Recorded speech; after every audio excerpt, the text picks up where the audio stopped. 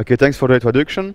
So I'm a PhD student at the UCL, University of Louvain-la-Neuve in Belgium. I'll talk about some of my work on segment routing, and more specifically the IPv6 flavor of segment routing and the implementation in the Linux kernel. So I will assume that not every one of you knows about segment routing, so I'll do a brief reminder about what it is all about. So segment routing is a source routing technology. So it means that the source controls the path of the packets into the network. So for IPv6, every packet supporting segment routing has a stack of segments, and each segment is an IPv6 address. This IPv6 address can represent either a loopback address of a router or a link address of a router, so you can control if you want to go through some node or through some link. And as the segments are IPv6 addresses, they are simply distributed through IGP. Is the only requirements we need in a network to support segment routing, apart the implementation of segment routing itself. We need IGP, and that's all. So I do some illustration about the workings of segment routing. So we have here a simple network, ingress, egress, and we have an abstract segment routing header. This is the stack of segments. So SD is segment D, SB segment B, and I explain the rest. And we have a pointer which is updated at each segment node that points at the active segment. So first, we receive a packet at the ingress here, and the ingress node will just read the segment, and it sees that the current segment is segment D. So what it does, it just updates the destination address of the packet to the address of D, and increments the segment pointer.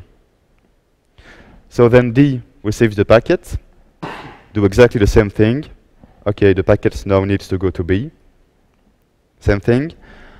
Here we have a special segment. This is a service segment.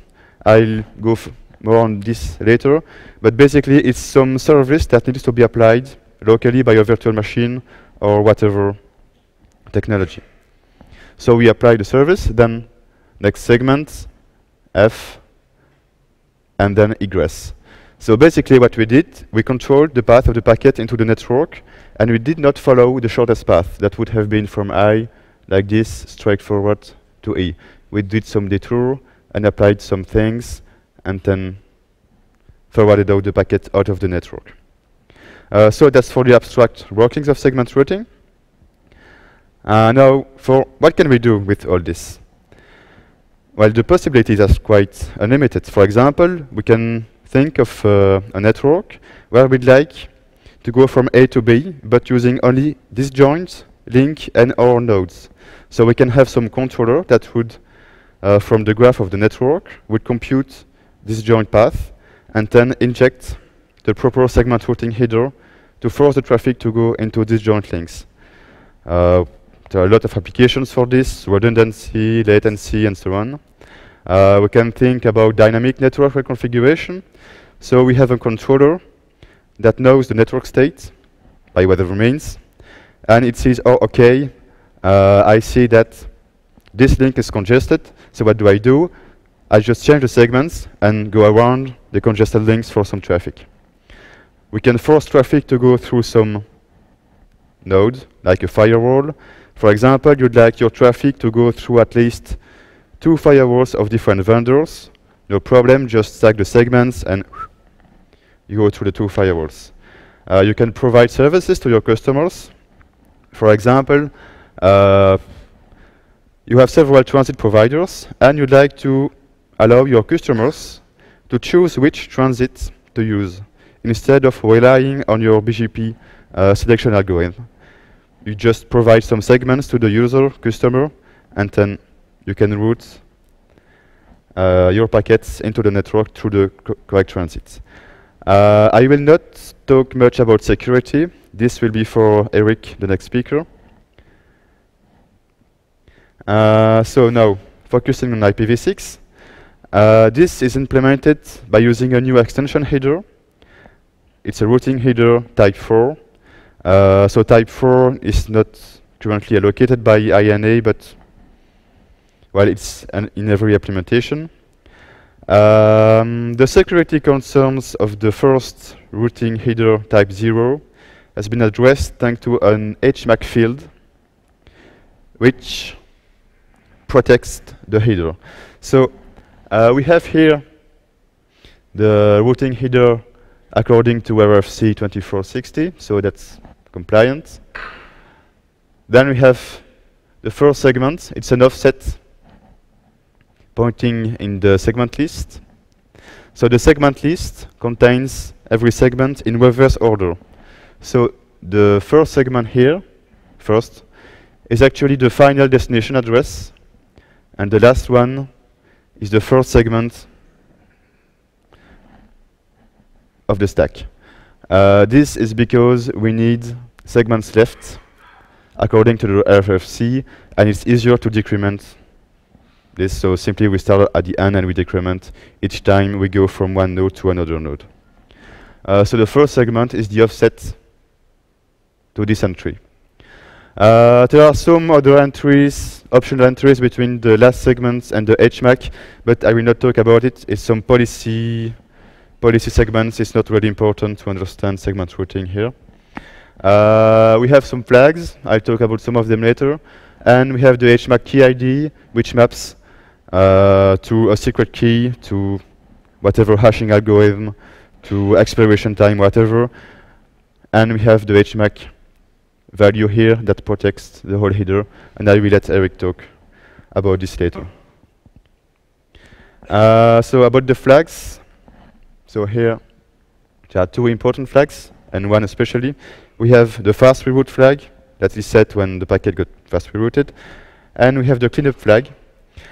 The cleanup flag is quite important because if your packet is in a segment routing domain only for time, and when this packet exits the domain, for example, to some other provider, to some other whatever, you'd like, for example, to avoid linking information about your network outside your domain. So the cleanup flag just says that the penultimate hop will have to strip the segment routing header from the packet before forwarding it outside the network. Well, that's the algorithm for forwarding. I'll just go quickly about it. So if a node says that the destination address is itself, so it means we are a segment endpoint, we process the segment header. If there are segments left, then we decrement the pointer. We update the destination address with the next segment in the list. If the segments left is 0, then it means we are the penultimate hop. And if the cleanup bit is set, then we strip the segment routing header. If when receiving the packet we already are at 0, then we are the final destination, and we give the packet to the PID or do whatever processing we need to do. So about the Linux implementation, so we're currently working with the 3.14 branch. It's about 2,500 lines of code, open source of course. We have interfaces for injection and control. The source is available here, so the kernel source and the userland tools.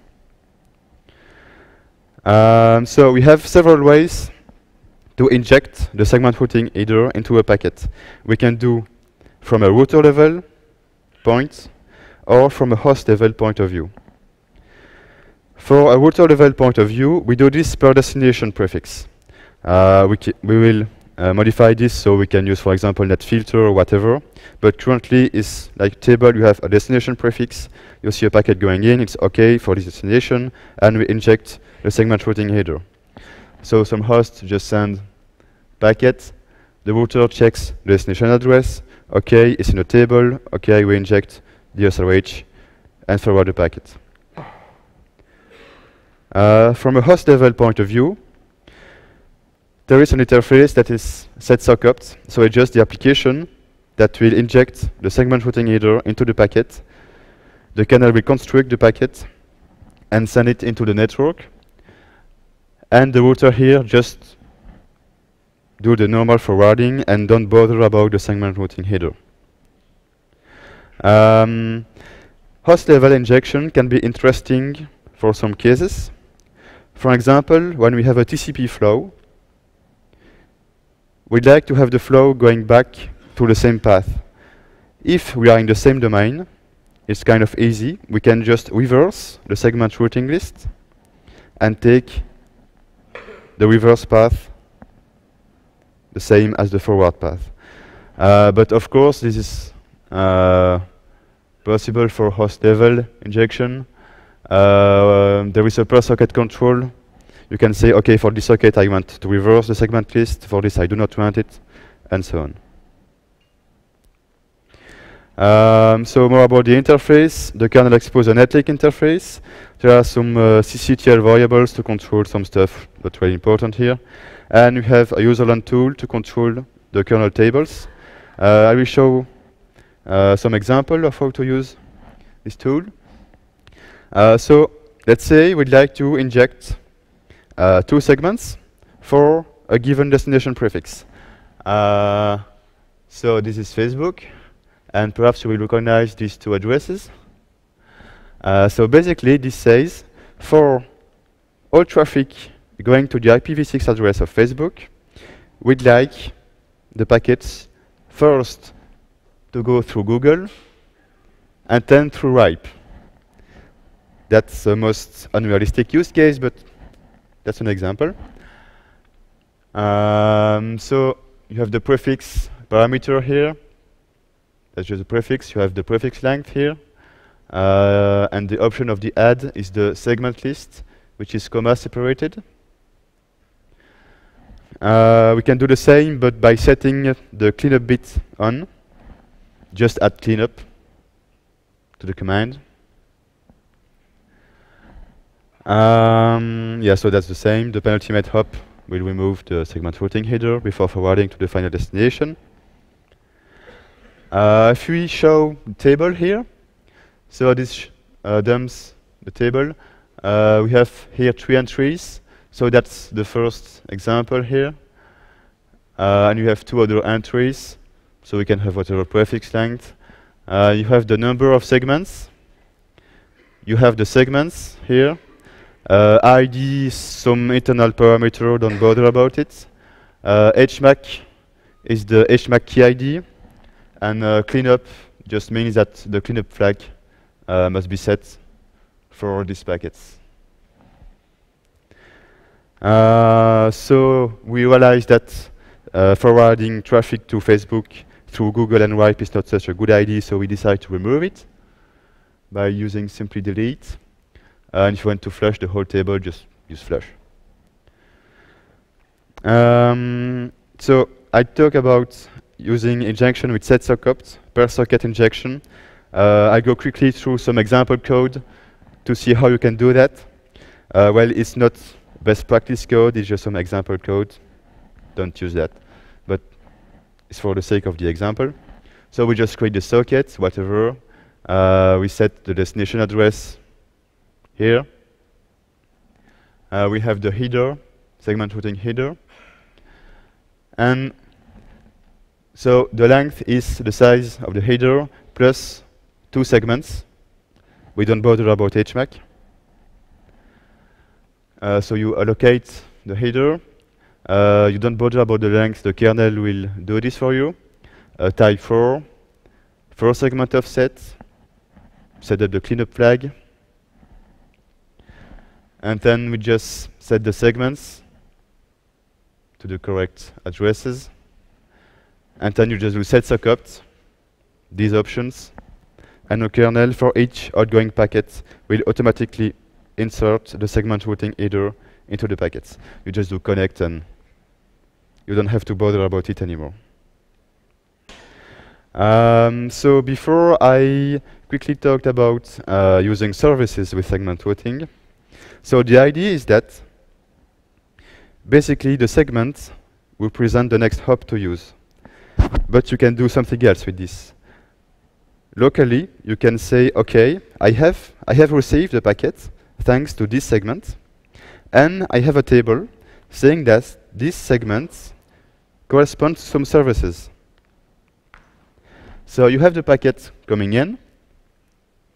You look at the active segments on a table, and you have a mapping from segment N to service N, and the service can be PID, socket, whatever. You say, okay, so I just send the packet to the service, which can be a virtual machine, whatever. The virtual machine just do whatever it has to do, and return the packet to the network, and then continue forwarding. You can do almost everything with this: encryption, compression, firewalling, translation. It's just userland now, so you can devise whatever you want. And let's imagine the case where you want to first put the packets through a firewall, then compress the packets, then encrypt them. What you have to do is just creating a segment routing header and chaining the segments representing the services you wish to apply. So here is the packet sent by host A to host B. So source address is host A. I talk about destination later. The segment list in reverse order. So first VM1, which is firewall, then VM2, which is compression, VM3, which is encryption. We decide to go to R4 after that, for whatever reason, so just show it's possible. And then final destination is host B. The destination address here is VM1 because it's the first segment.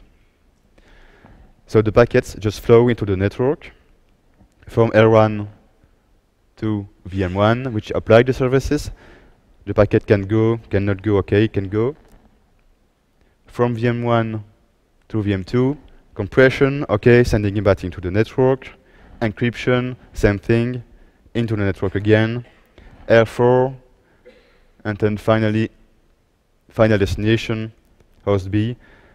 And you had a whole flow that has been through a firewall, to a compression, to an encryption, just by saying into the packet, okay, we have segment 1, B, and C, and the network do the rest. So there are some IETF drafts about it. There is more, but so this is basically the main draft talking about segment routing. We have a draft saying about the IPv6 version. We have a draft about security, and so on. So some pointers here. So this is the website of the IPv6 implementation. There is technical report, source code, whatever. The Cisco website here. So implementation, technical report. And if you'd like to play with segment routing, there is a virtual machine available here. It's a VirtualBox image, compressed. It's about 500 meg. There is the tool included, the kernel, so you can do whatever you want with it if you'd like to play with. Okay, I think that's all. Do you have questions? Questions for David?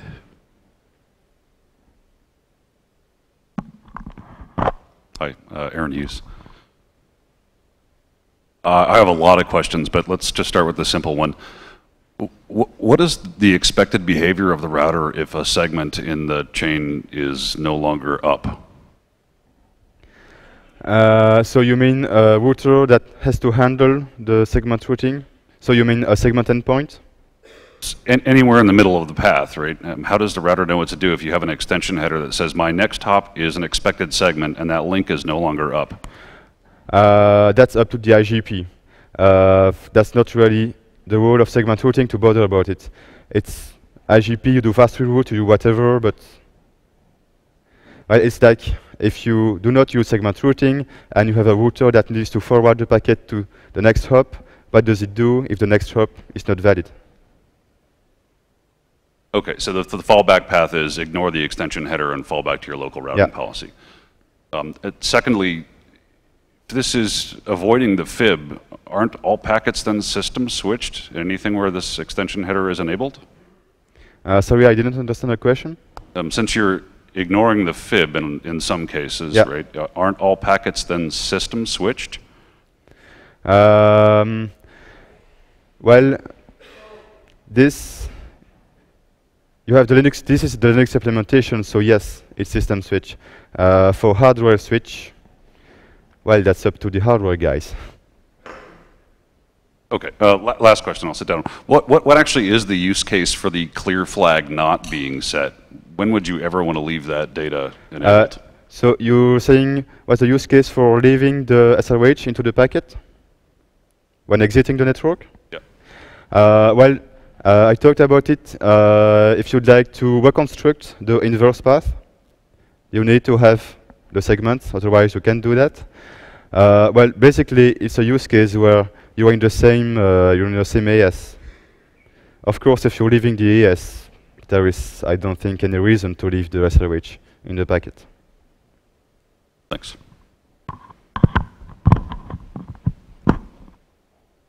Other questions? Thank you, David.